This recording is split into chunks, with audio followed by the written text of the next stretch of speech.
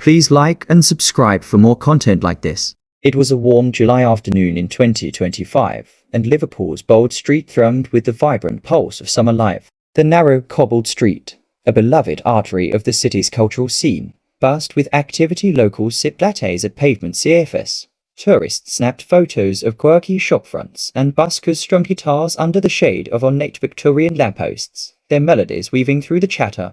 The air was rich with the scent of fresh pastries from a nearby bakery, espresso wafting from a corner CAF, and the faint, nostalgic tang of vinyl records spilling from music shops. Bold Street, a cornerstone of Liverpool's identity since the 19th century, was a haven for creatives. Its history intertwined with the city's musical legacy from the Cavern Club's Beatles gigs in the 1960s, to the modern buskers echoing their sound on its cobbles. At the heart of this lively scene stood Probe Records, a legendary music shop opened in 1971, its faded sign a beacon for vinyl lovers, its cramped interior packed with records, its walls plastered with yellow ink posters from decades past, a shrine to Liverpool's role as a cradle of music. Inside Probe Records, Emily Carter, 52, maneuvered her creaking wheelchair through the narrow aisles, her fingers trailing lovingly over the edges of vinyls, her eyes bright with nostalgia despite the fatigue etched into her face. Her grey and auburn hair was tied back in a loose ponytail, her denim jacket adorned with a faded Beatles pin, her smile warm but tinged with the strain of her daily challenges. Her wheelchair, a second-hand model from the early 2000s, squeaked loudly with every turn, its wobbly wheels threatening to give out, its frame patched with strips of duct tape that barely held it together.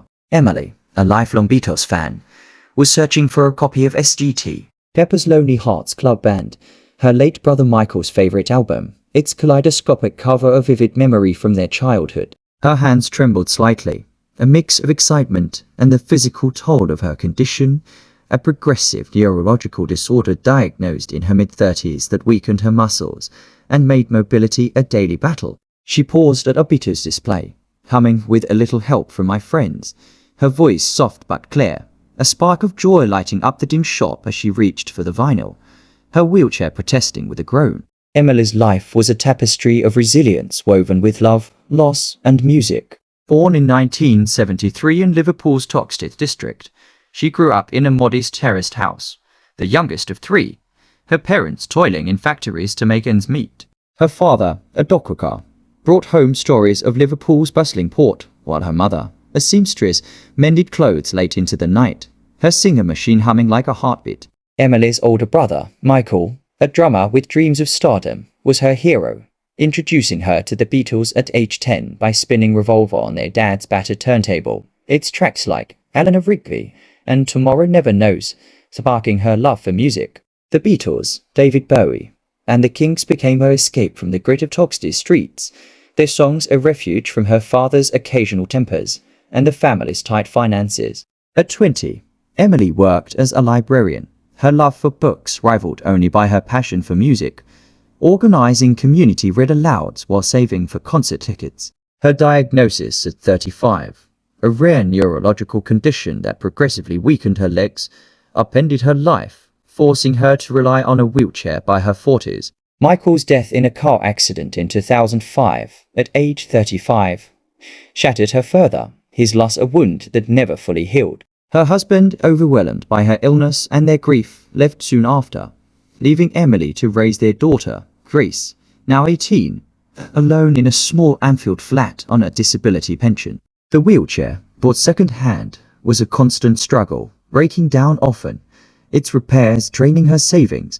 Yet, Beatles songs, Hey Jude for hope, Let It Be for solace, with a little help from my friends for Michael's memory kept her spirit alive. Her weekly visits to Probe Records a ritual to honor her brother and find comfort amidst the vinyls. The shop was quiet that afternoon, its usual bustle softened by the midweek lull. A few customers browsed a pair of teens flipping through punk vinyls, a pensioner eyeing a Miles Davis record, a student thumbing through indie releases. Emily's wheelchair squeaked loudly as she navigated toward the Beatles section, drawing sympathetic glances from the shop's clerk, who offered a kind smile but no words. As she reached for SGT, Pepper, humming its opening track, a figure entered the shop, his steps light but purposeful, his presence unassuming yet magnetic. Ringo Starr, 85, was in Liverpool for a low-key visit, his black jacket unbuttoned, a peace sign scarf draped loosely around his neck, his blue eyes scanning the shop with a nostalgic warmth. His canvas tote, slung over his shoulder, held a small notebook for jotting some ideas, a bottle of water, a packet of biscuits, and a faded photo of his grandchildren, a reminder of home during his travels. Ringo had spent the morning at a local community centre, mentoring young drummers for a Music for All charity event, sharing stories of his Beatles days and teaching kids the beat to Ticket to Ride. The afternoon was his to Wonder and Probe Records, a haunt from his youth where he browsed vinyls as a young Beatle in the 1960s, was a natural stop, its cluttered aisles a portal to memories of Liverpool's music scene, the Cavern Club and Hamburg's smoky clubs. Ringo's life. Born Richard Starkey on July 7, 1940, in Liverpool's Dingle, was a story of resilience and rhythm. Raised in a working-class home, he battled childhood illnesses. Pleurisy at 13 kept him in hospital for months, finding solace in drums gifted by his stepfather. Drumming with Rory Storm and the Hurricanes in the late 1950s led to joining the Beatles in 1962, replacing Pete Best, his steady beat anchoring. Please Please Me 1963, A Hard Day's Night 1964, and With a Little Help from My Friends 1967. His warm vocals are a hallmark of SGT. Pepper. The Beatles' rise, fueled by fan screams at the Cavern Club and global tours, was a whirlwind.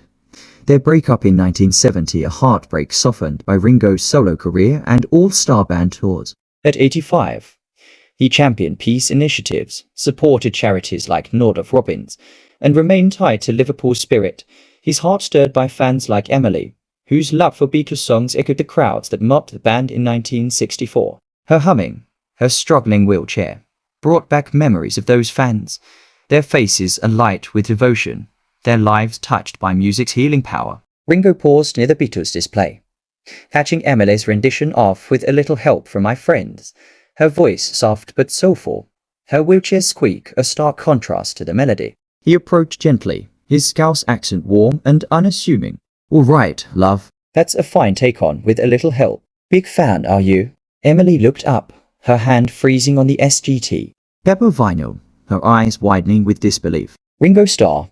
She gasped, her voice trembling, a mix of awe and exhaustion. Ringo grinned, adjusting his scarf, his blue eyes twinkling with kindness. The very same, Emily. The chair's giving you a right hassle, isn't it?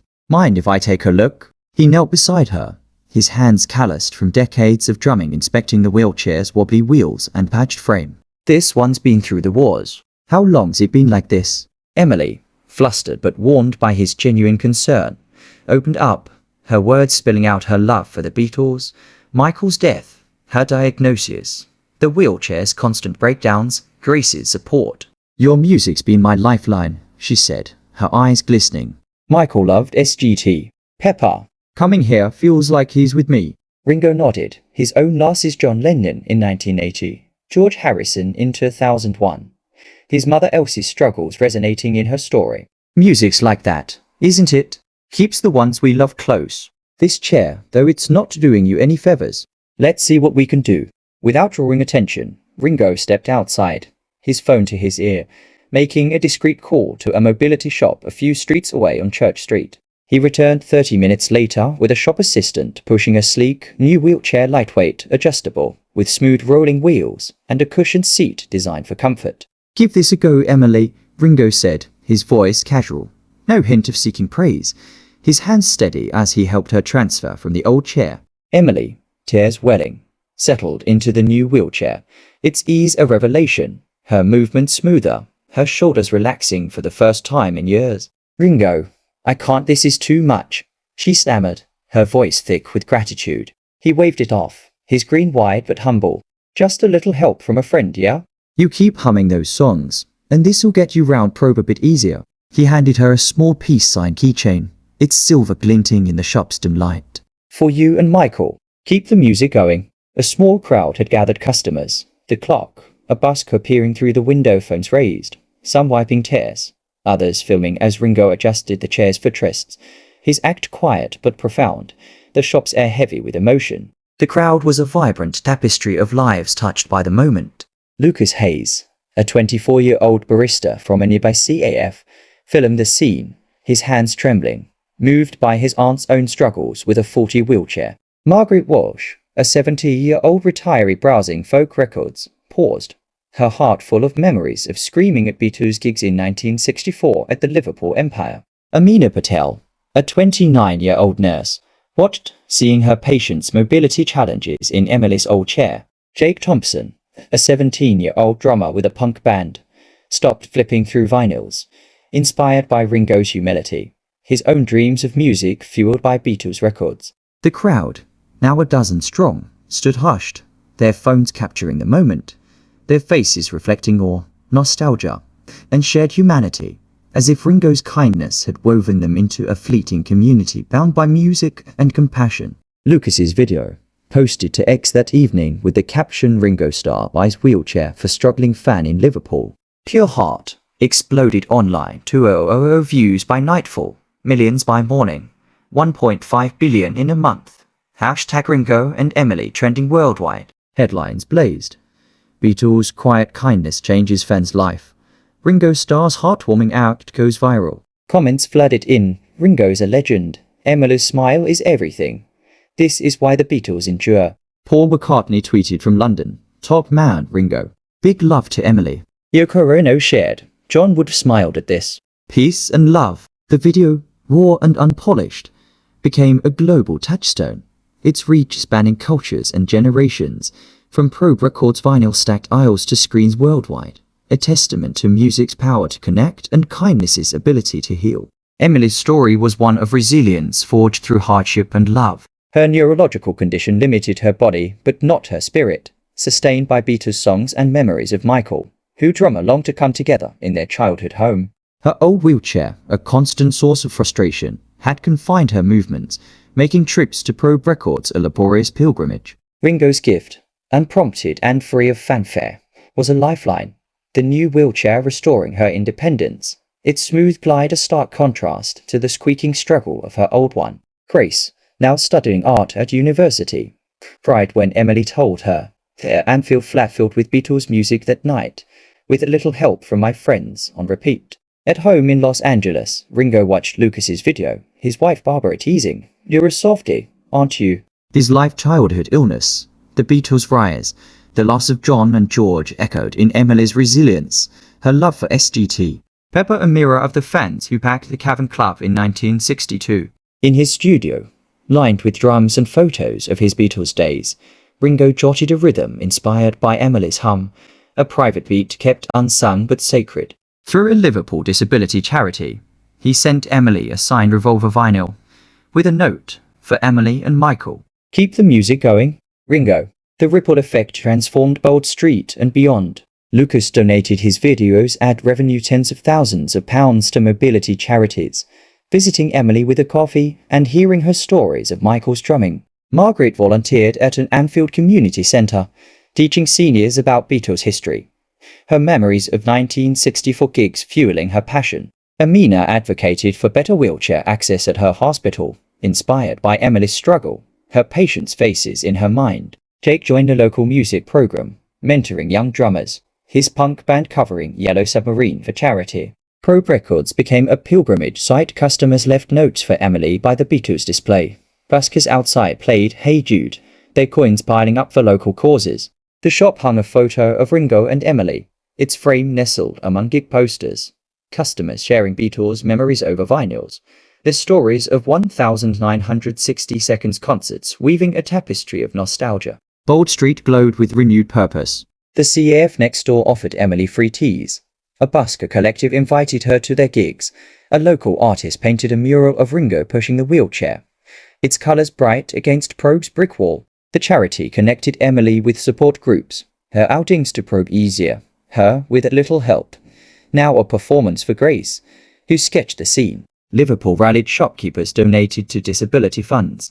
A barber gave Emily a free haircut, her auburn hair neat, her spirit lifted. Emily's new wheelchair glided smoothly, her visits to Probe a joy, her hums of Lucy in the Sky with Diamonds drawing smiles from strangers. The online community turned #Ringo and Emily into a global movement.